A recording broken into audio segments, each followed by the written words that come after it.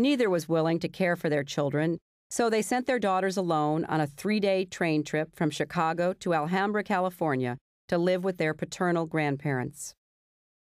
My mother's grandfather, Edwin Sr., a former British sailor, left the girls to his wife, Emma, a severe woman who wore black Victorian dresses and resented and ignored my mother, except when enforcing her rigid house rules. My mother found some relief from the oppressive conditions of Emma's house in the outdoors. She'd run through the orange groves that stretched for miles in the San Gabriel Valley, losing herself in the scent of fruit ripening in the sun. At night, she would escape into her books.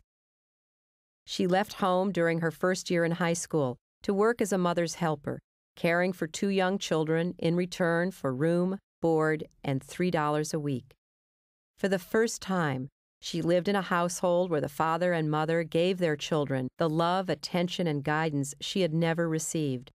My mother often told me that without that sojourn with a strong family, she would not have known how to care for her own home and children. When she graduated from high school, my mother made plans to go to college in California. But her mother, Della, contacted her for the first time in 10 years and asked her to come live with her in Chicago. When my mother arrived in Chicago, she found that Della wanted her only as a housekeeper.